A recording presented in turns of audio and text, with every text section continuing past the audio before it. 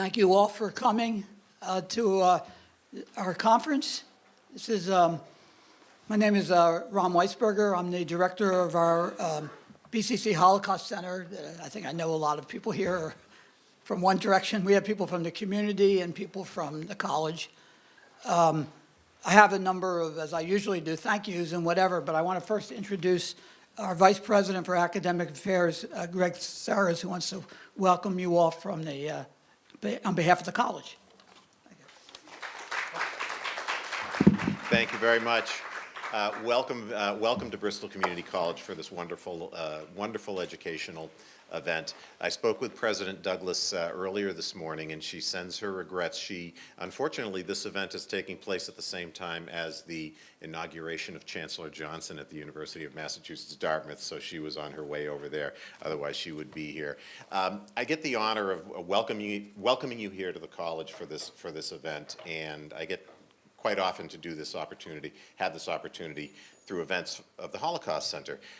The Holocaust Center, under the leadership of Dr. Weisberger, really is one of the great things that we do here at the college, bringing educational dialogue not only here to our students but to the community. And for us to be able to share this type of event with you is really a phenomenal event. And one of the things that I would say about this particular conference and this particular day that's kind of exciting for me is to see so many of our BCC faculty, administrators, and scholars here participating in the event along with Dr. Groden. So welcome, Dr. Groden, as well to Bristol Community College. Have a great day, everybody. Thank you.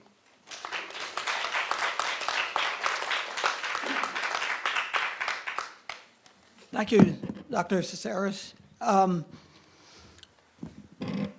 We are the BCC Holocaust Center, as many of you know.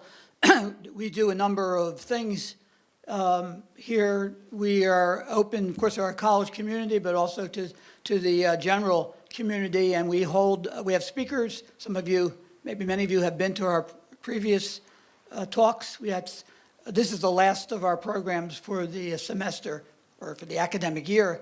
We have a number of programs already planned for the fall and the spring, so you'll be hearing about that. But we've been holding annual conferences, actually sometimes semi-annual in the fall, and then we'll do it this fall. We're going to have a conference which is open to everybody, but also for teachers, middle and high school teachers. We have someone coming in. We have survivors. We have a survivor coming. So we have a variety of talks, and we have these conferences. Last year, we did one on the Native American genocide. Year before, we did one with my friend Rex on the Cambodian genocide. So while we tend to emphasize to some extent the Jewish Holocaust, we really want to discuss genocides in general, which is a sad situation in the world, but people need to know about it. And some of you may have seen a poll that just came out in which it indicated that a fairly large percentage, especially of young people, don't know about the Holocaust at all, which, given the amount of education, at least that we think is out there, is surprising. But more needs to be done, and that's why we're involved in that. Some of you may know a number of states, I think 11 states now mandate that Holocaust and genocide education be taught in the public schools. Massachusetts is not one of them. However, we're taking an initiative with the Jewish Federation Holocaust Education Committee to get that in motion, see if we can mandate that. And a number of schools do that. I know we have teachers here from Conley, Durfee, Diamond, and they do that, but it's not throughout the Commonwealth. And Rhode Island just passed a law mandating it. So I think we'll be moving in that direction. We've gotten some good response from Senator Rodericks in our area, Representative Sylvia Fiola. So I think it may take a little bit, but I think it's important because we see the results that people need to know about these events so that, as we say, we can avoid them. Education is not the silver bullet, but it certainly can make a difference. So anyway, that's what we're about. And so we're happy to be able to do that, and we're happy and glad that the college provides us with support and the community. In that regard, we also, we have a resource center in the second floor of the library, 200A, and any of you are welcome to come anytime, borrow books. We have as you probably have seen outside, we have a button campaign, which has been really successful. We have almost 500,000 buttons. We're moving towards 1.5 million, which, so we have a ways, but the community has been wonderful in responding, not only in this area, but even in other parts of the country. So, and we've gotten some decent publicity. So it's an example of just making it very concrete. These are, 1.5 million children, not to speak of 6 million Jews and many others who died, as a consequence. But anyway, I want to, again, as the last, I want to thank, again, people who have been supportive, particularly the New Bedford Jewish Federation Holocaust Education Committee, Cindy Oakins here, who's the co-chair, and I'm part of that, and this really came out of that, along with a course that I co-teach with Dr. Howard Timberg, which we've been doing for 15 years, remembering the Holocaust in literature and history, which we do every spring.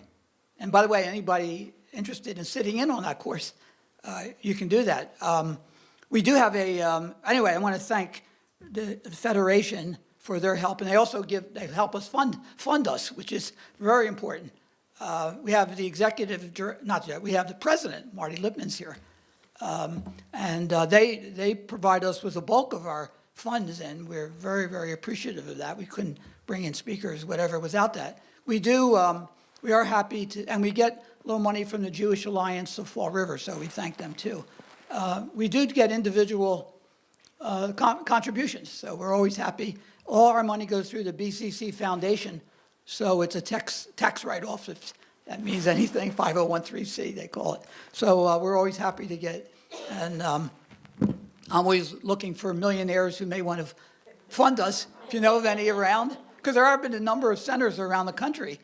The Cohen Center, for example, in Keene State College in New Hampshire, called the Cohen Center because they've given the Cohen family, they gave them a couple $1 million. So who knows? We'll get but in any case, we're appreciative of the support that we do get. And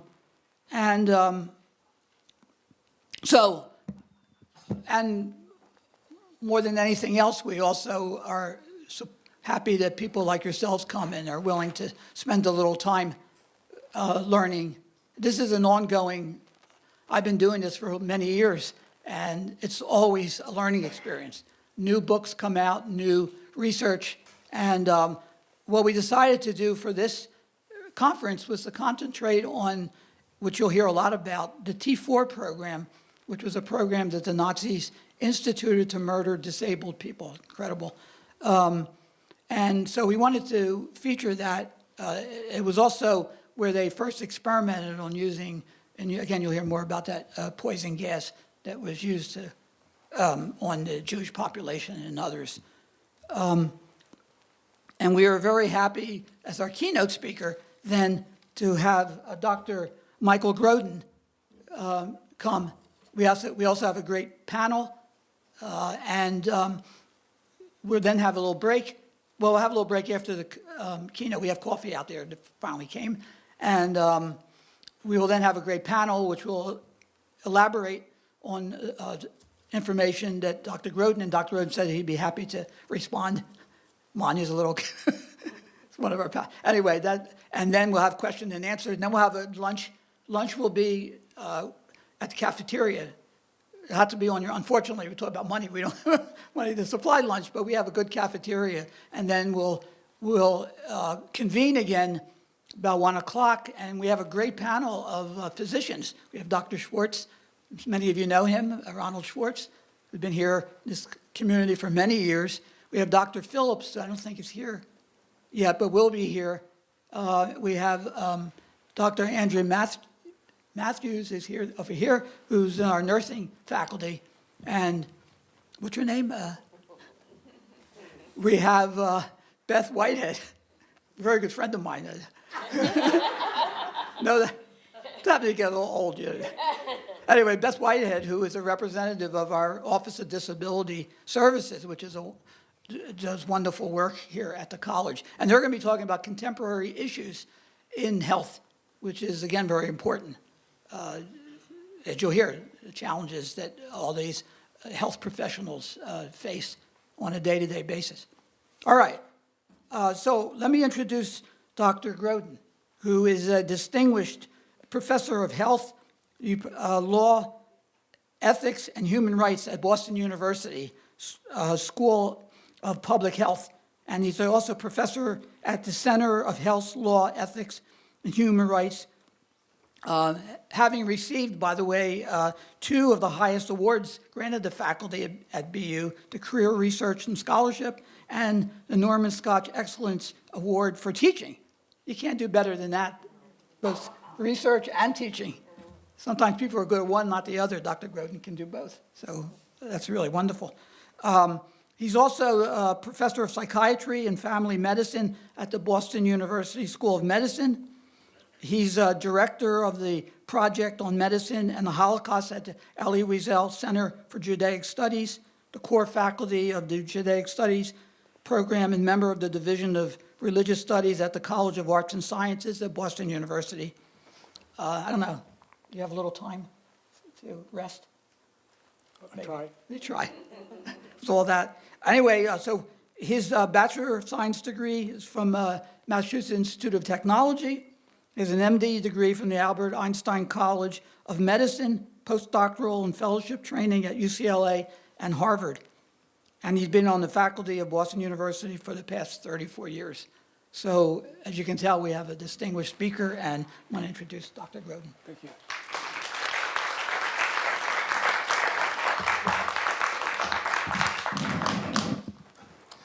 Thank you. Last week was Yom HaShoah, which is the commemoration of the Holocaust, the Shoah, and people from all over the world were commemorating and remembering the Holocaust. And so I would like to start off, before I get into the substance of my talk, with saying the Kaddish, which is the Jewish prayer for the dead, for all those who perished during the Holocaust and who have no one to say Kaddish for them. Together, if you can, or if you wish to. Yit Gedal v'yit Kedash Shemei Rabbah, v'yalmad yivrach yirtei v'yamik machutei, v'chayei hona v'yamek hona v'chayei l'kol Beit Yisrael, b'agalav v'zman kariv v'imru amen.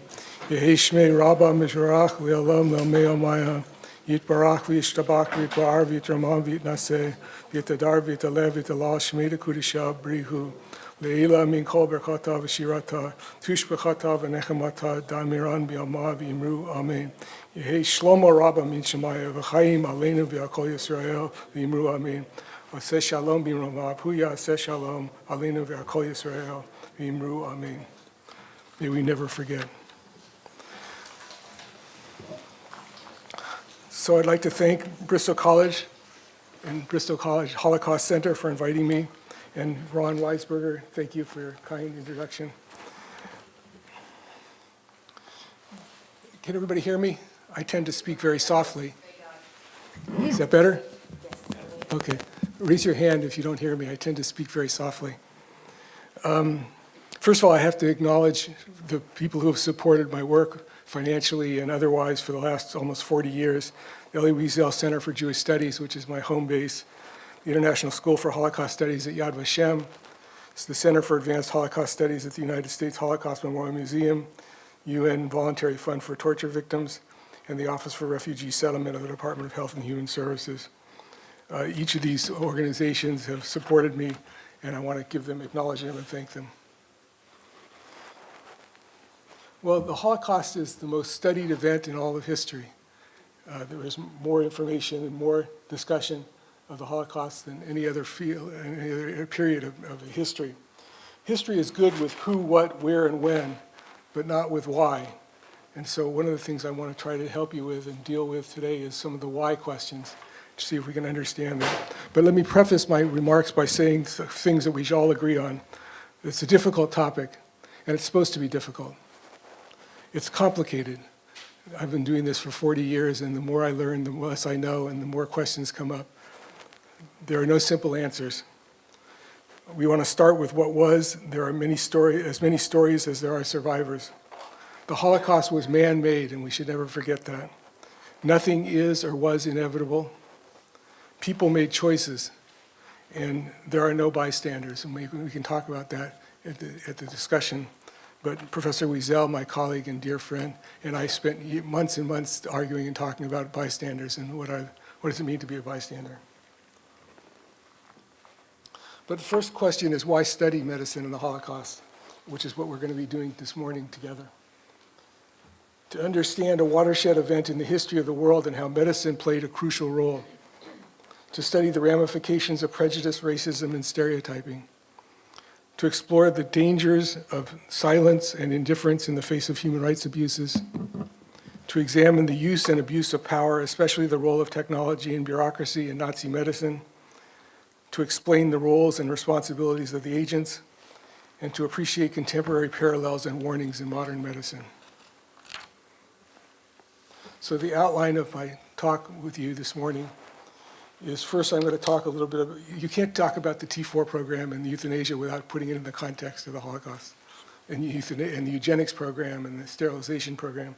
So I'm going to first talk about the role of medicine and public health in Nazi Germany, then talk about eugenics and racial hygiene theories, the progression from sterilization to euthanasia, and I put euthanasia in quotes because it wasn't euthanasia, it was murder,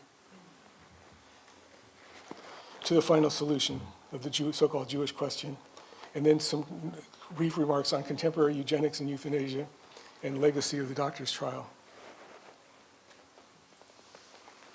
So in my first book, published from the Project on Ethics in the Holocaust of the Elie Wiesel Center for Jewish Studies, I focused on Nazi doctors. Subsequently, I focused on rescuers and bystanders, and my most recent book is on Jewish physicians in the ghettos and camps, which I may talk about at the end if we have time.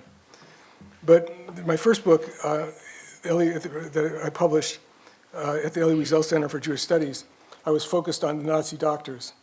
Elie Wiesel, my former colleague and dear friend, wrote in the preface to my book, quote, "How was it possible that physicians during the Third Reich could have been involved in the human atrocities of sterilizations, euthanasia, murder, and genocide? Now, I might ask, how could anybody have been involved in such atrocities? But Wiesel specifically asked, how could physicians have been involved? Physicians who, in his mind, and perhaps in your mind as well, have a special moral standing, who have pledged to serve humanity, to protect health and well-being. How could doctors have been involved in wholesale torture, murder, and genocide? How could it be that 50% of the German physicians at the height of the Nazi Party joined the Nazi Party? 7-fold joined the SS. This is a profound and important question.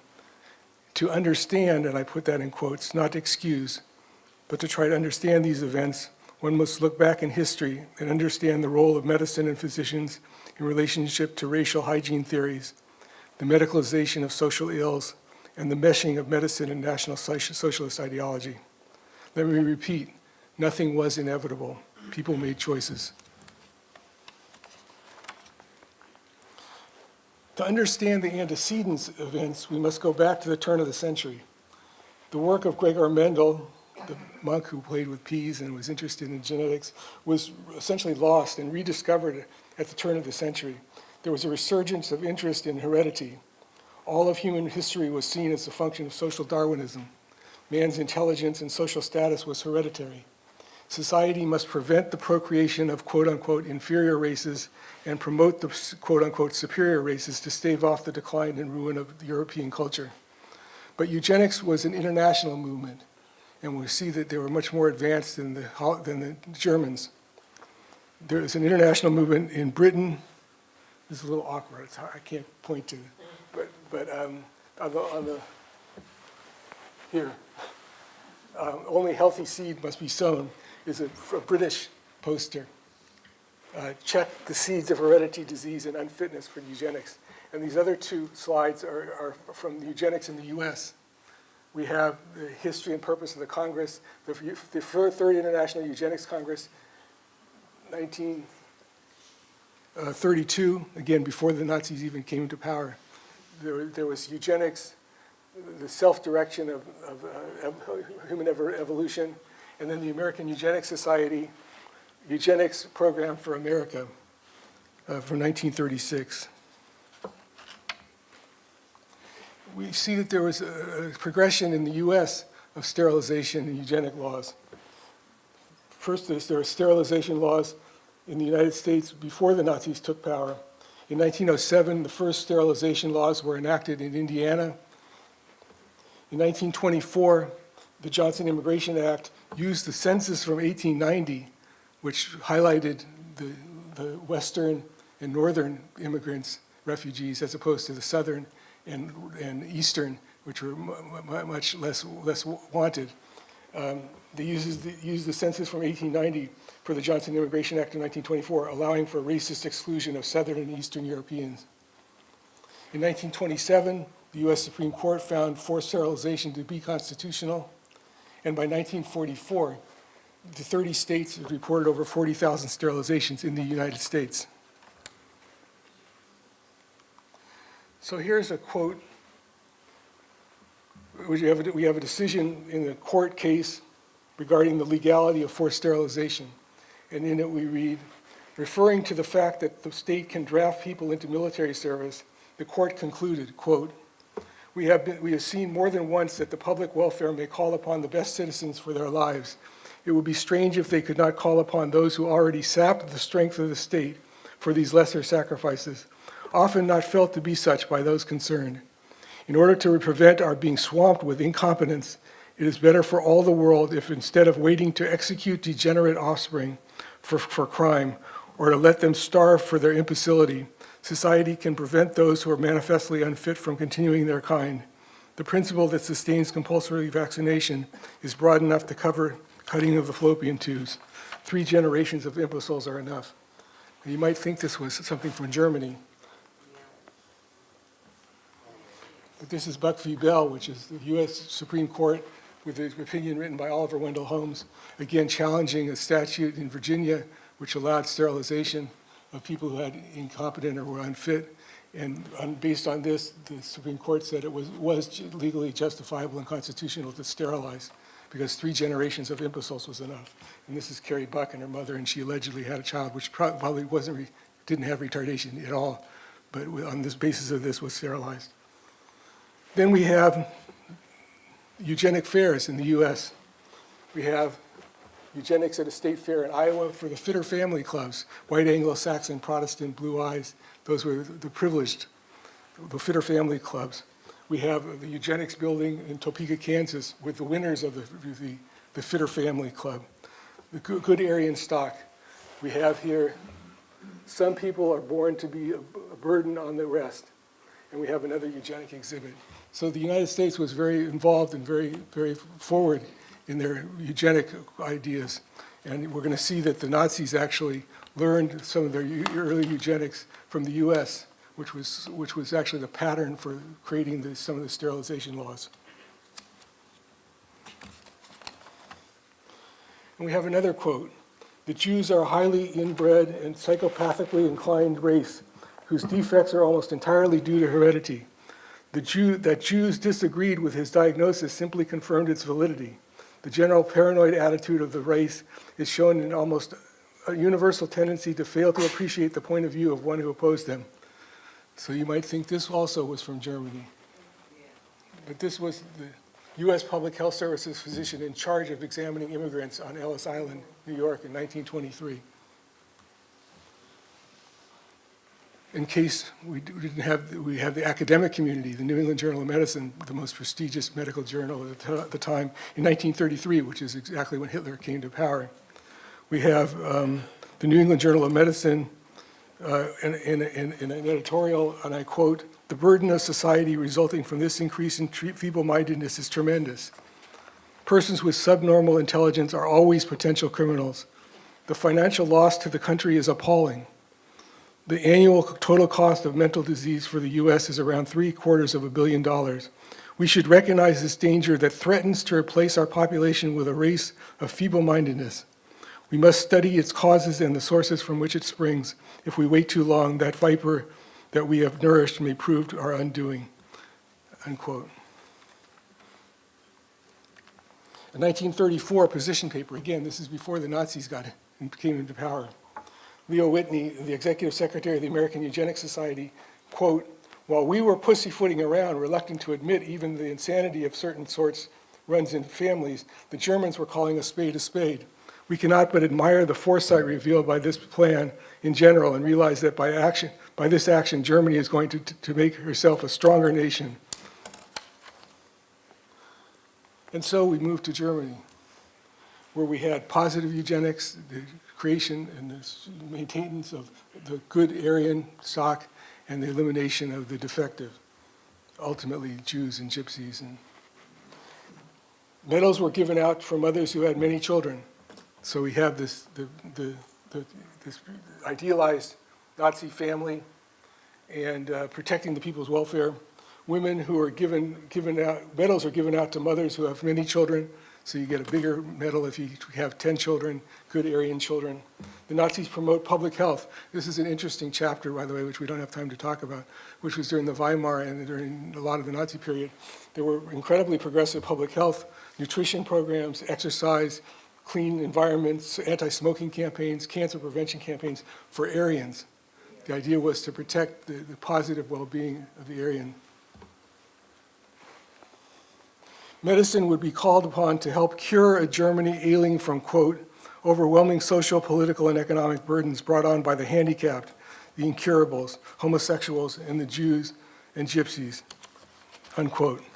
Physicians were to use all their medical knowledge and scientific experience in the diagnosis, treatment, and the cure. Physicians medicalized the Nazi ideology, leading to a symbiosis of an idea and the possibility of its realization. The Nazi doctors needed the National Socialists, and the National Socialists needed the doctors to have a symbiosis of the ideal and the possibility of its realization. Physicians were called upon to, quote unquote, repair the state. Physicians formulated the theory, the plan, and then initiated and administered the sterilizations, the euthanasias, and ultimately the genocide. Physicians selected at the ramps, determined who would live and who would die. Life not worthy of living, quote unquote, Lebensunwertes Leben. The mentally ill had a disease requiring medical treatment and cure through the gas chambers. The same gas chambers which, as was mentioned, were dismantled and transferred to the camps. The same physicians selected at the ramp and supervised the dropping of the canisters of gas. Physicians rose to power and flourished. There was a plethora of journal articles published, perhaps more than any other time in German history. There was material, the euphemism for human beings, Untermenschen, subhumans, for research and war-related studies. No longer like this, but like this.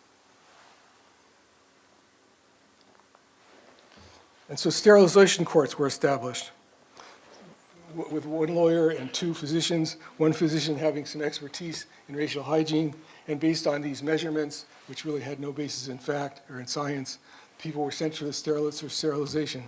Physicians were intimately involved in this,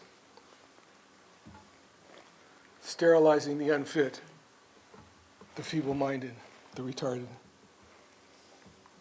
Now in 1920, again, this is before Nazis took power. In 1920, Alfred Hoch, professor of psychiatry, and Rudolf Binding, professor of law, published an important book entitled Permission for the Extermination of Lives Not Worthy of Living, Lebensunwertes Lebens. In this, they argue that the quote-unquote empty human husks in German mental hospitals should be destroyed as a humane act. And we see that Jürgen Fischer, Lenz, and Bauer, who are three geneticists, wrote a textbook, a very important textbook, Menschliche von Rasenshygiene. And we know that Hitler, when he was after the putsch, when he was in prison, got a copy of this book and read it and said the light turned on. It said that there was a meshing of what his ideology was and the racial hygiene theories. In Mein Kampf, we find, quote, "The national state must set race at the center of all life. It must take care to keep it pure. It must declare the child to be the most precious treasure of the people. It must see to it that only the healthy beget children. The state must act as the guardian of the millennial future, in the face of which the wishes and the selfishness of the individual must appear as nothing. It must put the most modern medical means in the service of this knowledge. And then we have the German sterilization law of 1933, allowing involuntary sterilizations of those with schizophrenia, epilepsy, alcoholism, manic depression, hereditary blindness and deafness, physical deformity, and congenital feeble-mindedness. Feeble-mindedness being a catch-all for anything that you'd want to put covered in that. By the way, this law was partially patterned after the 1927 law in Virginia, which was found to be constitutional in the U.S. In 1934, Ottmar von Verschuer, the director of the Kaiser Wilhelm Institute for Anthropology, Human Heredity, and Eugenics, emphasizes, quote, the physician's duty to the state. That's important. We don't want physicians anymore to be caring for patients or for individuals, but to care for the state. We're going to see that echo in contemporary issues about whether the people want to have you focused on caring for the managed care group or caring for the individual patient. The significance of the race and hygiene, racial hygiene, did not become evident to all aware Germans until the political activity of Adolf Hitler, and only through his work has our 30-year-long dream of translating race hygiene into action finally become a reality. Dr. Ernst Ruden, a very well-known physician in Germany. On July 14, 1933, the, quote, law for the prevention of the progeny of hereditary disease is promulgated. The law provides for compulsory sterilization. And here we have the Genetic Record Office, and then this is from the Journal of Anthropology and Morphology, and they're based on measurements which have no meaning of anything, but this is the father and the daughter who have some connection in some way, and based on that, there should be sterilizations. 1933, we have the Deutsches Arzteblatt, which is essentially the German Medical Association's Journal of the American Medical Association, still published. It's the German medical journal. And in this 1933 issue, first of all, we see the caduceus and the Nazi swastika already in 1933, the connection. But we see the 1933 Deutsches Arzteblatt. In this issue, we read an editorial commenting on the Sterilization Act, which we just saw. Quote, the act must be looked at as an expression of loving caring for the coming generations, unquote. On September 15, 1935, the Nuremberg Law for the Protection of German Blood and German Honor establishes the criteria for defining Jews and prohibits marriages between Jews and Aryans and limits other civil rights of Jews. Quote, thoroughly convinced by the knowledge that the purity of German blood is essential for the further existence of the German people, and animated by the inflexible will to safeguard the German nation for the entire future, the Reichstag has resolved upon the following law unanimously.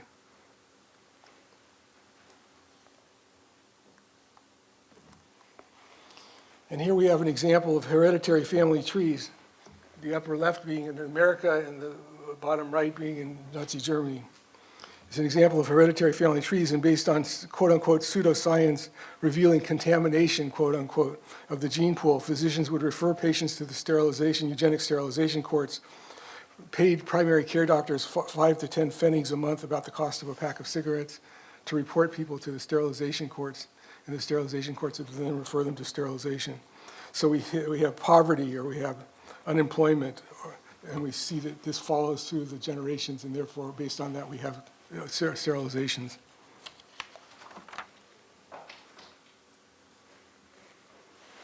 And then we have, of course, negative eugenics.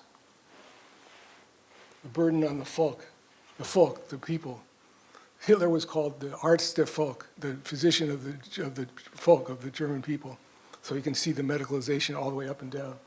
And here we have burden on the folk, weighing down the good white Anglo-Saxon Protestant with the incompetent and the diseased.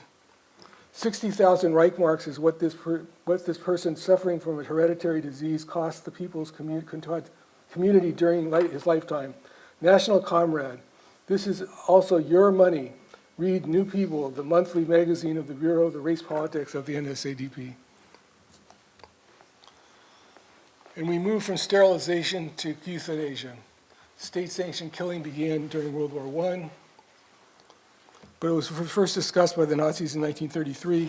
Hitler ordered the program on September 1st, 1939, which was backdated, actually, which we'll talk about. But September 1st, 1939 was when the Nazis entered Poland in the beginning of World War II. And it began with children, an August 18th decree to midwives and physicians, broadening ultimately to include adults. From 1939 to 1941, 70,253 were put to death from starvation, lethal execution, lethal injection, and asphyxiation in gas. Under the cover of war, euthanasia was a prelude to the final solution. And we have Tiergartenstrasse fear. So T4 was the code word for Tiergartenstrasse fear. Tiergarten Street, the number 4 of Tiergarten Street. And here we have Philip Buhler and Karl Brandt are charged with the responsibility to broaden the authority of certain doctors to the extent that persons suffering from illness is judged to be incurable may, after a humane, most careful assessment of their condition, be granted to a mercy death. And here we have a very unusual, this letter signed by Hitler. Hitler signed nothing. And so whenever we have, the Hitler diaries that people comment on every so often, we know that none of those are true because Hitler didn't sign anything. But this is one of the rare things that he did sign. On August 18, 1939, the ordinance of the Ministry of Interior orders physicians and midwives to report newborns with deformities, thus beginning the so-called child euthanasia program. By August 31st, 1939, the sterilizations have largely come to an end. Best estimates are that 350,000 to 400,000 people were sterilized, approximately 1% of the population, with 2,000 persons dying from the procedure. After the initial phase of the so-called T4 murders was completed in August of 41, the murderers themselves provided statistics on the material savings. I don't know if you can see. I don't know if I can see. This here, there's 70,000 disinfected. Disinfected is a euphemism for murder. And they calculate by killing this number of people, this is how much food you save because you no longer have to feed them. Projection of foodstuffs saved from the quote-unquote useless eaters. By the completion of the euthanasia program, 200,000 people have been murdered. The gas was initially through exhaust that was put back into the buses, and this is the mass graves of those that were killed during the mass sterilization. On September 1st, 1939, World War II begins with the German assault on Poland. In October of 1939, the adult euthanasia program for the mentally ill has begun. The killing methods are perfected using poisonous gas chambers. By August 41, 70,000 people are murdered. The euthanasia murder program represents a rehearsal of Nazi Germany's subsequent genocidal policies. And we have a map of the euthanasia centers in Germany and Austria, the Hadamar Institute and the Hartheim Castle. And the euthanasia program was an experimentation with the use of gas chambers.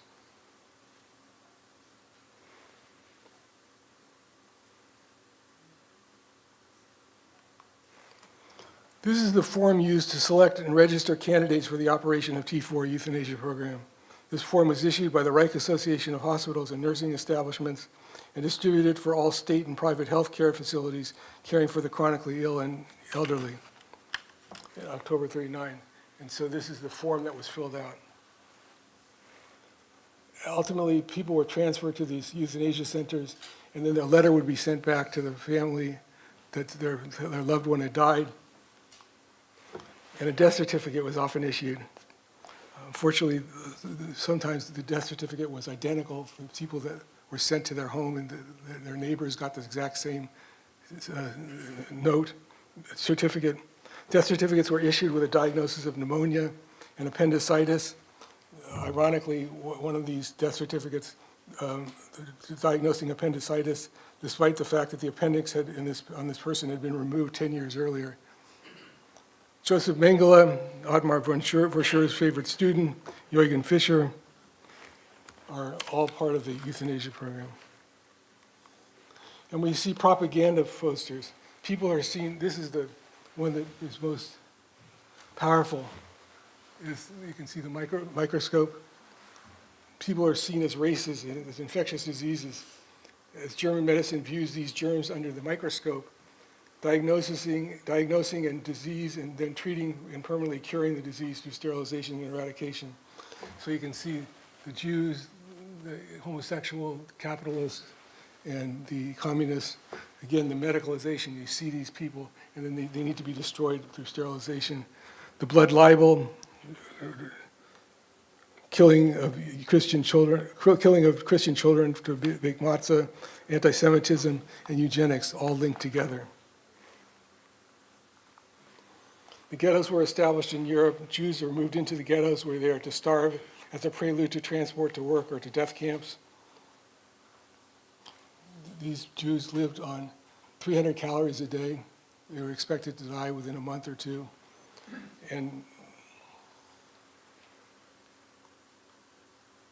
the density of people living in the ghetto was as much as 9 to 10 people per room. And this, of course, leads to the Nazi concentration camps and death camps. On January 20th, 1942, at the Wannsee Conference, the SS leaders and government officials discussed the working details of the final solution of the Jewish question. Planners of the final solution borrowed the gas chambers and accompanying crematoria, specifically designed for the T4 campaign to murder Jews in German-occupied Europe. T4 personnel took up positions at the Operation Reinhardt killing centers of Belzec, Sobibor, and Treblinka. In case you had any question, this is an exhibit from the Nuremberg trials, but this is the organizational chart. And these are all physicians and public health people with Hitler at this time. Physicians selected at the ramps. Who will live and who will die? If you go to the right, you live, and if you go to the right, you die.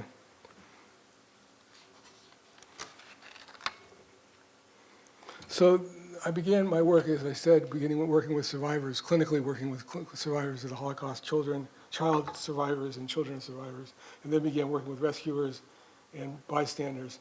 And that led to the study of perpetrators, which we can talk about in question and answer, but I don't have time to go into it. But I tried to study how is it possible that physicians could be murderers, could be killers, which is what Wiesel had asked me 30 years ago, and we continued to have a conversation about. So these are the questions that I address in my work on my writing on Bad, Bad, or Evil, which is the question of how healers become killers. And if we had time, we could stop in my class. What we would do is we'd sit and have you have a conversation with each other, but try to understand how you would explain the perpetrator. How is it possible? Can anybody become a perpetrator? Is it a matter of something learned or something born? Are there necessary and or sufficient conditions that can be identified for the perpetrators, for the murderers? Are there predictors, which would be very important to know? Why are physicians, at least in my view, more susceptible and more involved? And this maybe is very controversial about my answers to why I think physicians are more susceptible and more involved. And are there preventive strategies? So just to highlight some of these things, some of the individual themes which I discovered in studying the perpetrators. By the way, these things occur in other genocides also. But I think dehumanization actually may be a necessary condition. In order to be a perpetrator, you need to see the other as something different than yourself. Dehumanized. Splitting, the ability to be the so-called Mengele in the Auschwitz doctor, and then go home at night and listen to Wagner and play with your children, and then go back into the camps and be able to split one's psyche. Numbing, it wasn't so successful. There was a lot of drinking and alcohol, trying to numb and to avoid this situation, particularly the Einsatz group, and then killing people up front. Omnipotence and medicalization. Group dynamics, the obedience to authority, the so-called Milgram experiments, diffusion of responsibility, theories of aggression, uniqueness of the group, and usefulness of training. So there's actually mechanisms that people use to try to choose who would be a good perpetrator. Sociopaths don't make good perpetrators because they can't be controlled. So you need to have enough ego structure to be able to get somebody to engage in the perpetration. Are physicians more vulnerable to becoming perpetrators? When I've lectured around the world, the doctors in the audience don't like this slide, but I'll put it in anyway. I think physicians are experts at compartmentalizing and are especially in hierarchy, I think they have a sadistic and voyeuristic and a psychoanalytic framework sense to at least to the practice of medicine, repressing violence and healing through hurting. So, you know, you put a knife and you crack somebody's chest open when you do open heart surgery. Generally, you do that, you get arrested. You know, so this is something very violent and very aggressive that is done, and you heal through hurt, just like you heal through sterilization, the Nazis and the eugenics program. Using science to objectify, using medical terminology, metaphors, and euphemisms. Physicians are excellent at justifying, rationalizing, medicalizing, and there's no paucity of narcissistic grandiosity and career ambition. So my conclusions were that there were possibly necessary conditions, again, particularly dehumanization, but no sufficient conditions. There are no absolute predictors. Nothing was inevitable. Choices can and were made. Prevention at the tertiary level, the secondary and primary level. There's no grand theory, and to explain is not to forgive, justify, condone, or to exonerate. In 1943, Otmar von Verschoor became director of the Kaiser Wilhelm Institute of Anthropology, Human Genetics, and Eugenics. One of his favorite students was Joseph Mengele, who again would select twins and use them for human experimentation. There were other experimentation that occurred during in the Dachau concentration camp, in particular the high altitude and low temperature experiments, which often led to murder, or that was actually the planned end result of the experimentation.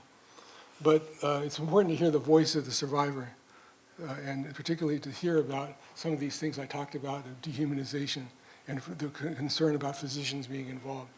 So I have an interview here, which I hope we can do. We marched together with our mother and many other people. We were marched through a cattle car train. When the doors were open, I could almost feel the cool, the cold air coming in, and the German officers shouting, "Raus, raus, schnell, schnell." We were together for about 4 months, I believe, at which time there was an action called, and a few twins and perhaps some doctors and nurses were separated, and Renee and I were at that time separated from our mother. I can only recall a soul-piercing cry from our mother, and I know we didn't want to let go, but we were forcibly taken from her. And then we were also separated from each other.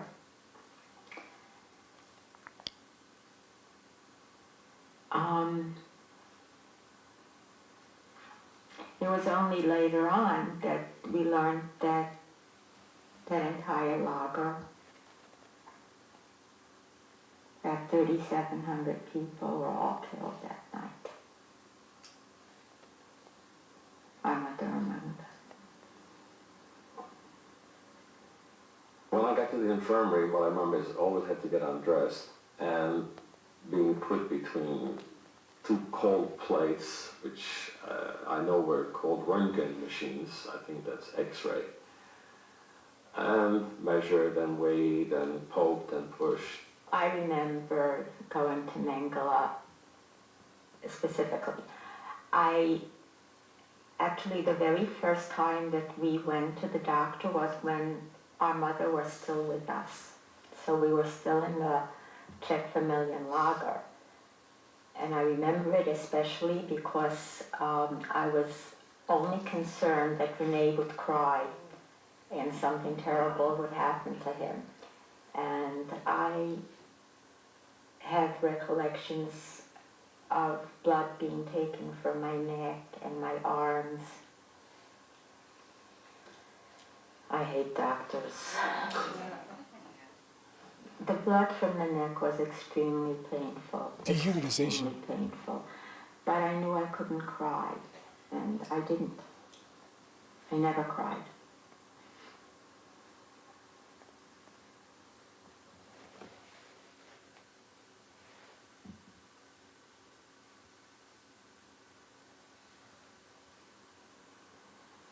I also was motivated to keep myself going by the fact that I knew that she was somewhere out there. I even saw her once. I think we saw each other once through a fence or two fences. Nothing was said. We just saw each other and we knew we were alive, and always had that feeling that she was alive. Always. Never left. And everything that happened afterwards was just done basically so I could meet up with Irene.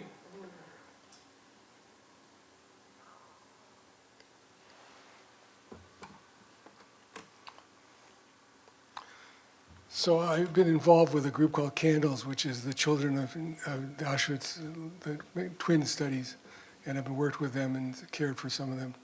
So we can talk about that, but there's the dehumanization, the dissociation, the ability to separate, to not being a child anymore, but being separate and trying to understand and rationalize what's happening to them. We can talk about it if you want questions and answers. By the end of the war, only 15% of the patients in mental hospitals at the start of the war survived. More than 38,000 physicians, almost half the doctors in Germany, have joined the Nazi Party. 26% were members of the SA, and more than 7% of all physicians were members of the SS.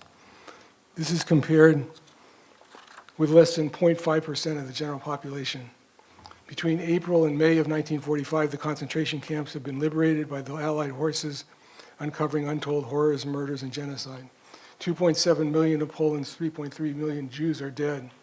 2 out of every 3 Jews of Eastern Europe is dead. 1 of every 3 Jews in the world is dead. 1.5 million children under the age of 14 have been murdered. In November 1945, the International Military War Crimes Tribunal begins. Subsequently, under Allied auspices, the U.S. carries out 12 additional trials. One of those trials being the doctor's trial, U.S. versus Karl Brandt, who was in charge of the euthanasia program. And here we have the International Military Tribunal, followed by the doctor's trial, which is my first book, was about the doctor's trial, the Nazi doctors and the Nuremberg trials. Just to highlight some contemporary parallels, which the panel may want to talk about, I don't know. But these are some parallels. Now, it's very important to say that what the Nazis did was state-sponsored. This is quite different than what's going on in the US, but there are echoes, and there are issues that I want to highlight. The physician as agent of the state.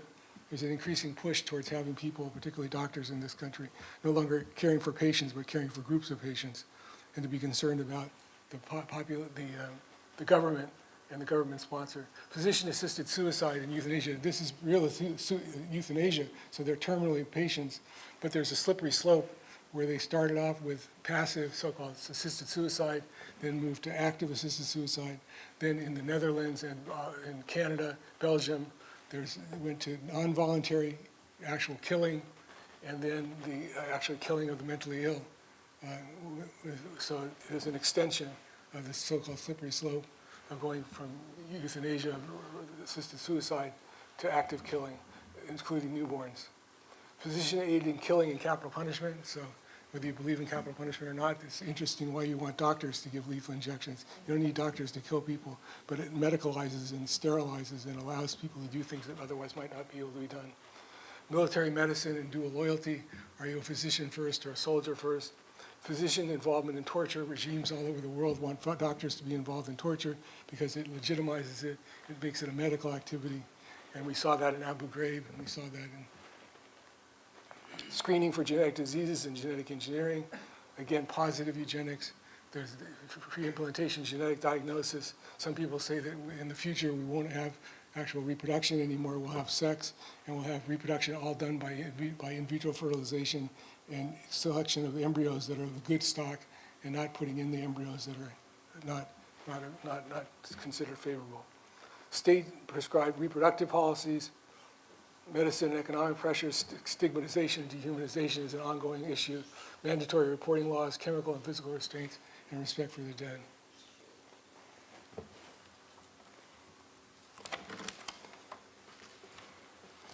So let me close from the Nuremberg doctor's trial.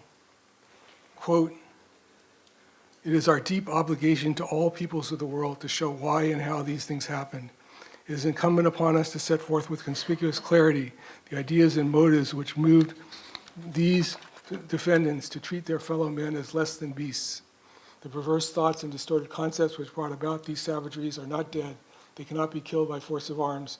They must be cut out and exposed for the reasons so well stated by Mr. Justice Jackson at the International Military Tribunal in the courtroom a year ago. From the opening statement, quote, "The wrongs which we seek to condemn and punish have been so calculated, so malignant, and so devastating that civilization cannot tolerate their being ignored because it cannot survive their being repeated." And so we have the fate of the children, the dehumanization, perhaps the most disturbing aspect.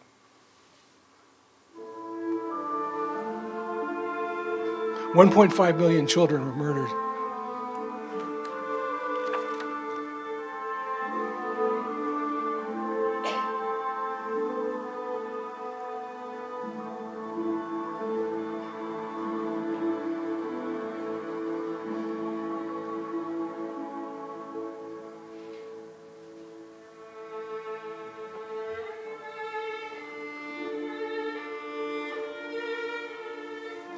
Children were told they were going on a vacation to pack up their bags, measured and dehumanized by physicians.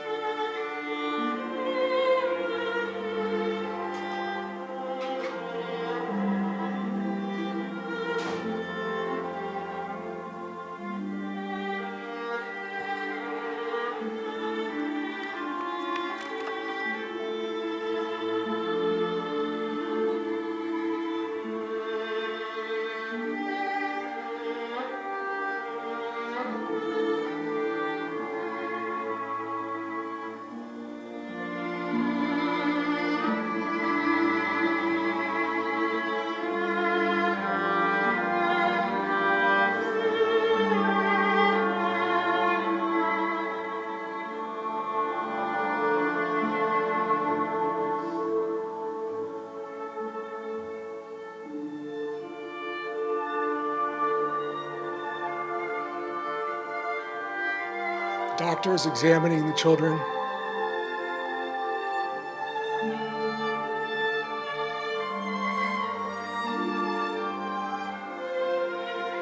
Liberation.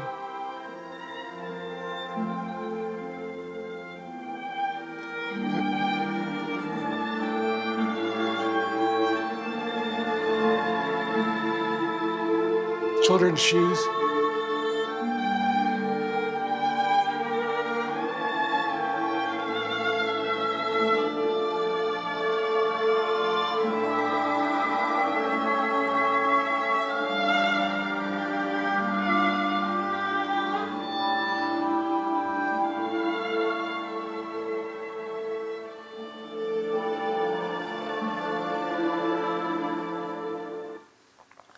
Now, I don't want to end on this negative note, so I want to give a short film about my new work on Jewish physicians, the heroes, really, of the ghettos and camps who tried to practice medicine in a way where there was no way to practice medicine.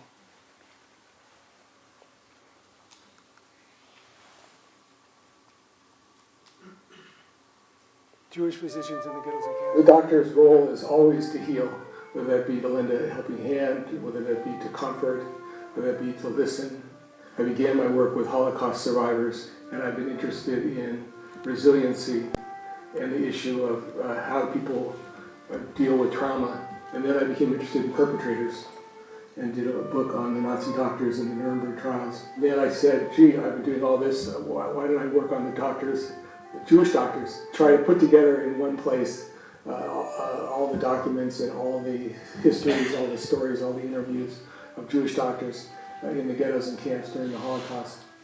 When I came to college, the reason I came to BU was to do medical ethics, and specifically Jewish medical ethics. And when I came to Dr. Grodin, I really didn't know very much about Jewish doctors and the Holocaust. So we just started reading and talking to a lot of Holocaust scholars to try and find these texts because they are few and far between in English. The physicians that were involved in the Holocaust did not write in general after the war. It was kind of a general conspiracy of silence. Many of them had a lot of guilt about what had happened and what went on during that time. And a lot of concern that people wouldn't understand the horrible decisions that they had to make under incredible circumstances. Dr. Gisela Perl was a gynecologist during the Holocaust in Auschwitz. I think her story was the most poignant for me. We were given no medicines, no instruments. The fever-ridden patients shivered on the bare planks without blankets. Lice crawled over their bodies, carrying germs from one to the other. Gisela Perl is an incredibly resilient woman. She was able to do the abortions and even the killing of the newborns. There was just no chance of survival, and the mother would be killed. So mothers that somehow hid their pregnancy until that point, she still aborted those children. No one will ever know what it meant to me to destroy these babies. After years and years of medical practice, childbirth was still to me the most beautiful, the greatest miracle of nature. I love those newborn babies, not as a doctor but as a mother, and it was again and again my own child whom I killed to save the life of a woman. You have zero resources. You know that the fact that you are trying to save somebody else makes you less likely to survive. But she did what she had to do, and she was able to give hope.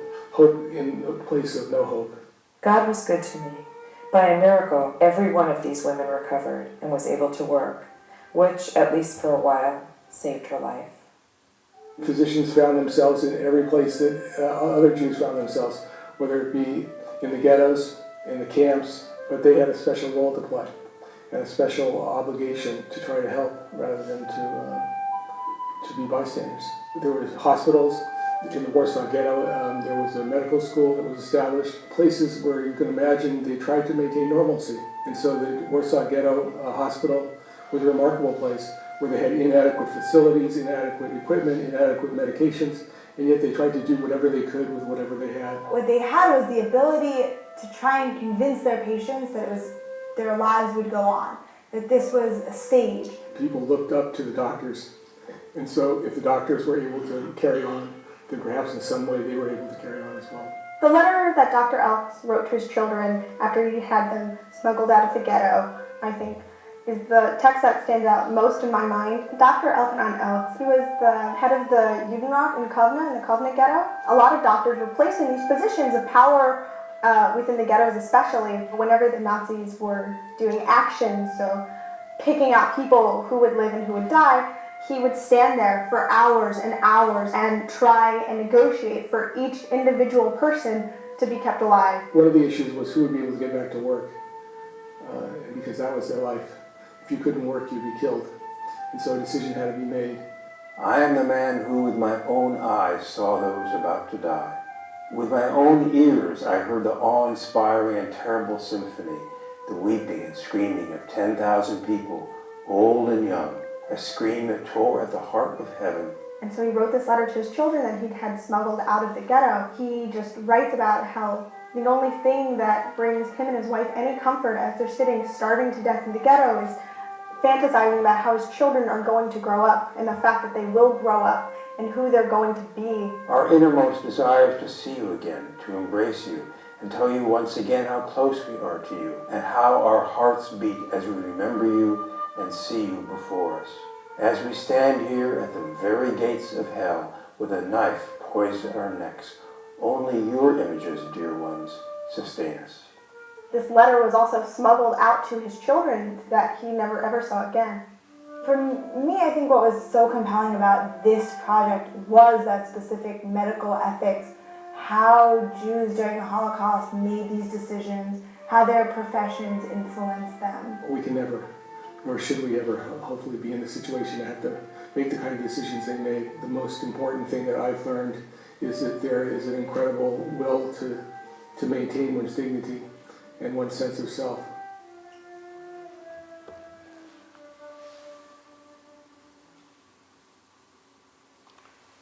May we never forget. Thank you.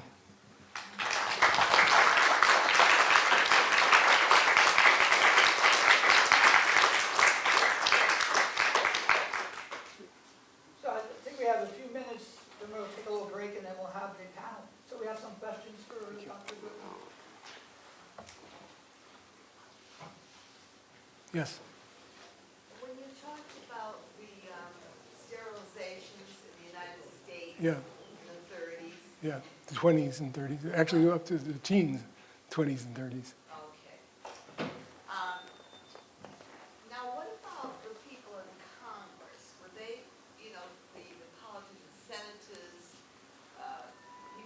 Well, firsthand.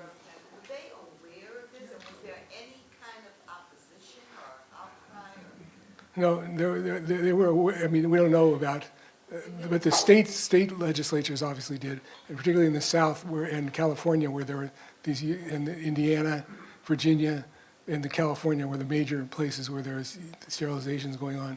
But they were voted on, their legislation, and then, as we said, the courts were challenged, and then it went to the U.S. Supreme Court in '27, and it was found to be constitutionally. Yeah, and the clergy did. The clergy were basically not involved, as far as I can tell. The clergy were involved, some in the euthanasia, in arguing against the euthanasia program in Germany, but the U.S. never moved on to euthanasia. As we said, some said that as we were pussyfooting around, the Nazis got ahead of us, but basically they never moved on to euthanasia. But the church was not involved in the U.S., as far as I know. The church was somewhat involved. Now, there's a mixed story about the clergy and the Catholic Church and its involvement, but there were some Protestant ministers who were argued out against euthanasia in Germany. In Germany, in Nazi Germany, but not that I'm, yeah, Somewhere I read a long time ago, somebody said the Scopes trial. yeah, William Jennings Bryan was against teaching evolution. yeah, Wasn't he was a creationist. Yeah. He went to Germany. He was so threatened by social Darwinism in Germany, that's why he was against teaching evolution in schools. Have you ever heard that story? No. That concept before? no, Okay, somebody wanted to verify or not. not that I know of, anyway. Okay. Yes, During the 1930s and 40s, was there any type of blood test or DNA test no, to detect who was Jewish, or was it based on birth and marriage licenses? well, again, it was based on eugenic ideas and on basically, if your ancestors were Jewish, the Nuremberg laws, if 1/4 to 1/8 of your background was Jewish, you were Jewish. Believe me, Hitler didn't care if you were religious or how you identified yourself. If you had a genetic background, a hereditary background of being Jewish, you were Jewish, according to the Nuremberg laws, which forbid relationships and then ultimately the selections, and people were sent to the gas chambers. And which percentage Jewish would be considered? Well, it depends on which law, but 1/4 to 1/8 of your background was Jewish. In many of the laws, you were considered Jewish. So if you had 2 Jewish grandparents, depends on the law, but, yeah. I'm sure you've been asked this before, but can you share a few thoughts or make some comments about the overlap or parallel between the beginnings of the birth control movement, Planned Parenthood movement, for example, what became Planned Parenthood in the United States, and the eugenics movement in the States? Well, again, there was not state-sponsored eugenics, which is a major difference. And so although there were people who argued for negative and positive eugenics in the U.S., and it got caught up in politics and got caught up in racial theory, but it was very important to distinguish the state-sponsored and controlled and sterilizations and eugenics as opposed to the U.S., which was supposedly done by informed consent, although there was obviously pressures that were put on people. So,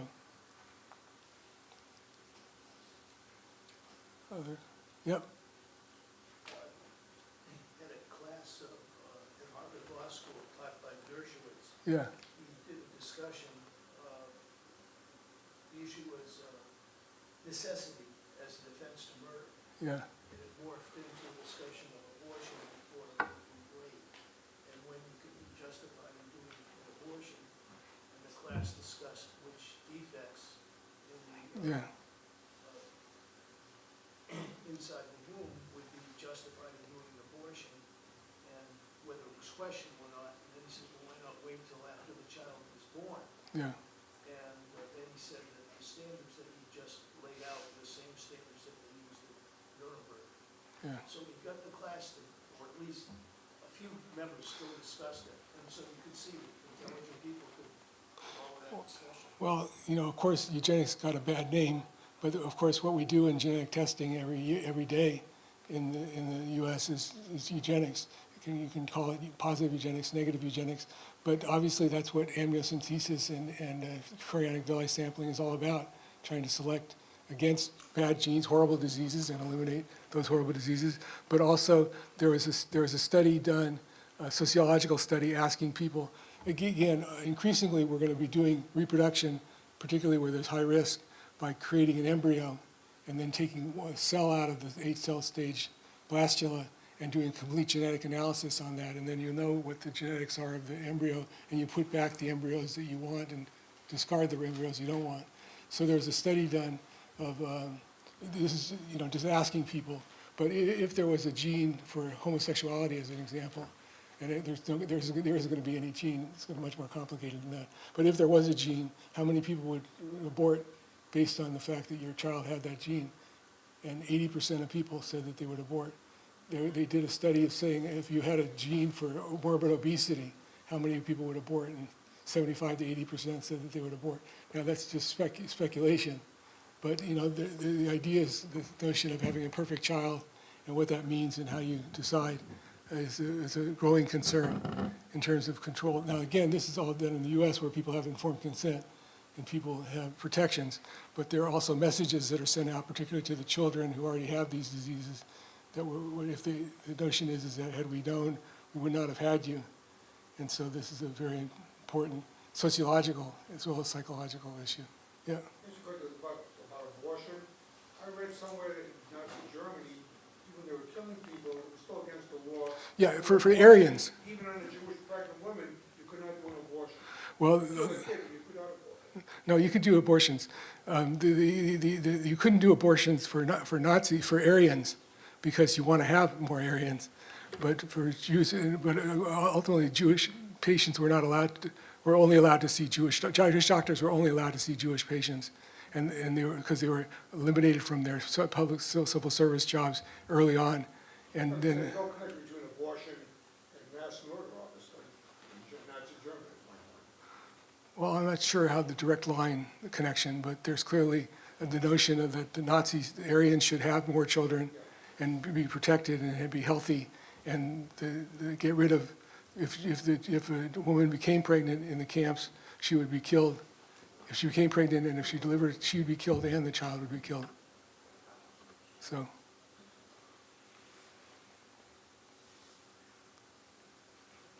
Yeah. You mentioned that there 50% of physicians in Germany became German physician. German physicians. Yeah, I mean non-Jewish physicians. Sure. Was there any knowledge of... Which, by the way, I'm sorry, just there in certain places like Berlin, like 25 to 30% of all the physicians were Jewish. So they were not allowed to practice medicine. And I have interviews of German physicians who zealously went in and took all the medical equipment and put it on the street and took over their practice, the Jewish physicians. I'm sorry, I didn't mean to. My question was, were there any German physicians, non-Jewish Yeah. physicians, who were actively trying to thwart these efforts? Yeah, we don't have much evidence of it. Again, physicians rose to power and flourished if they were part of the Nazi Party, and they were not Nazi, again, part of the system. Now, how far they went, we have no evidence at all that anybody was ever harmed by not participating, by a physician who said, I don't want to participate. Now, of course, it'd be hard for them to practice medicine, but we have no evidence of anybody. In fact, they volunteered. They sought out physicians. So. Yep. In the Rhode Island General Assembly, they're pushing for a euthanasia law. Yeah. Physician-assisted suicide or euthanasia? Aid in dying, physician-assisted suicide, probably. Physician-assisted suicide. Yeah. Are you, and I think there's 9 states across the Yeah, country right. that have similar Yes, exactly. laws. Are you ever called Yeah. to testify Yeah, yes. against euthanasia, physician-assisted suicide? What do you say? Yeah, I'm called a lot, and I testify a lot. My concern is that physician-assisted suicide is a symptom of the problem, not the solution. The problem is how people die in this country, and they don't die very well. Most people want to die at home out of pain with their loved one around them, and yet there's a disconnect between people dying in the hospital and pain and stuff. So what we should focus on is good end-of-life care, palliative care. As a medical ethicist for the Department of Health and Hospitals for the city of Boston, for 40 years, I deal with thousands of terminally ill patients, and I can remember a handful who persisted in wanting to end their life if they've received adequate hospice care. First of all, 50 million people have no access to health care. So it disturbs me to think that you could get access to physicians-assisted suicide but not access to health care. People don't have access to universal access to primary care for doctors who know them and care for them and are involved with we don't have access to hospice care, universal access to hospice care. No patient needs to be in pain. We can treat all kind of pain. We need psychosocial supports. We need social security. So there's all kinds of things I would want in place before we should even talk about how to address these very rare cases, which I think, interestingly enough, when they voted for the referendums in California and Oregon, these were referendums on physician-assisted suicide. People who proportionately voted for the legislation, the referendum, and people who proportionally voted against it were what? Who voted for it and who voted against it? White men between the ages of 20 and 40 were the ones who voted proportionally for it. And women, the elderly, and minorities voted against it. And why would that be? Because they're obviously concerned about how this is all going to work out. You know, who's going to be encouraged to kill? It's a lot cheaper to kill somebody than it is to care for them. I don't want to be too cynical, but there's a cost saving as well as an emotional saving. So anyway, I'm very concerned about this movement because as we've seen in the Netherlands, for instance, where there are universal access to healthcare, so it's a best case scenario. There's universal access to healthcare, universal access to hospice care. People have a primary care doctor that they've followed them for generations, and all those things are in place, and yet they've moved from so-called passive, competent adults asking for euthanasia to incompetent adults, to children, to newborns, to people with mental illness. And so the slippery slope has already occurred in those countries, in Belgium. And those are situations where there are protections. So I'm concerned. So the US Supreme Court has said there's no right to have physician-assisted suicide. It would be funny for the Supreme Court to say, you had a right to kill yourself, but you don't have a right to health care. But that's true. In Medicaid in Oregon, my understanding is, we'll pay for your lethal dosage, but not pay for your health care. That's because it's so much cheaper. Absolutely. Well, I mean, they won't say that, but that's, yeah.